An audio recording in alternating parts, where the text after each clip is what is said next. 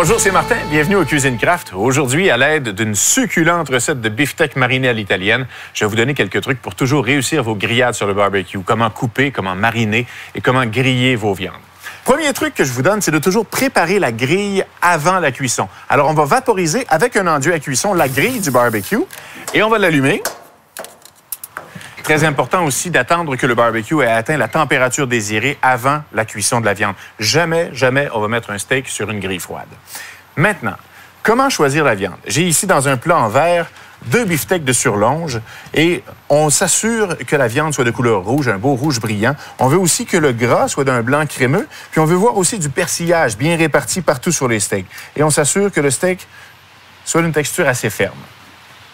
Maintenant, on va mariner ça avec une demi-tasse de vinaigrette italienne piquante.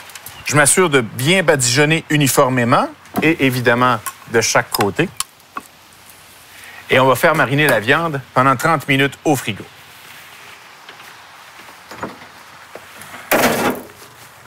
Pendant que la viande est au frigo, je vais vous montrer 2 autres coupes de viande que vous pourriez très bien utiliser.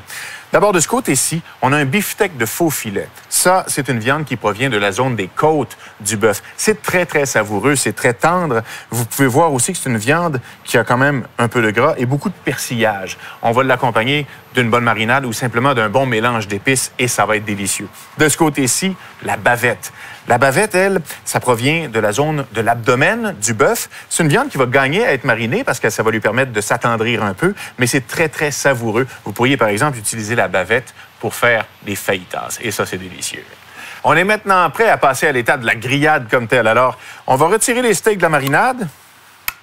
On peut déjà voir que cette marinade-là va s'infuser dans les steaks et ça va vraiment plaire à tout le monde, c'est garanti. On jette la marinade qui reste. Et on va faire griller les steaks. Important de toujours garder une chaleur uniforme dans le barbecue. Au centre, la grille peut chauffer un peu plus que sur les côtés. Alors, on va mettre nos pièces de viande plus épaisses au centre et les plus minces sur les côtés. Ce qu'on peut faire aussi, c'est faire griller, faire saisir la viande au centre et ensuite poursuivre la cuisson sur les côtés.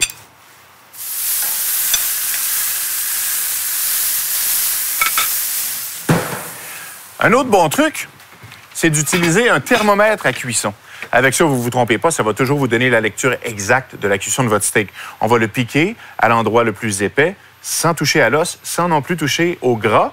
Et on va rechercher une lecture de 145 degrés si vous voulez une viande médium saignante, 160 degrés pour une viande médium et 170 degrés pour une viande bien cuite. Vous ne pouvez pas vous tromper avec ça.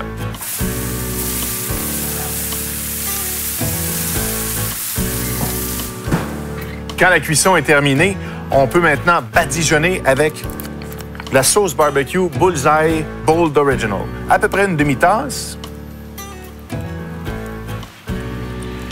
On prend soin de les badigeonner, bien sûr, de chaque côté. Et on va couvrir ça d'un papier d'aluminium. Et on va laisser reposer la viande pendant 10 minutes de façon à ce que les jus naturels de la viande se répartissent comme il faut. La viande va les réabsorber et ça va vous donner à tout coup une viande super tendre. Au moment de servir, il suffit qu'à couper la viande en tranches minces, en diagonale, à contre-fil, c'est-à-dire perpendiculairement au sens de la fibre.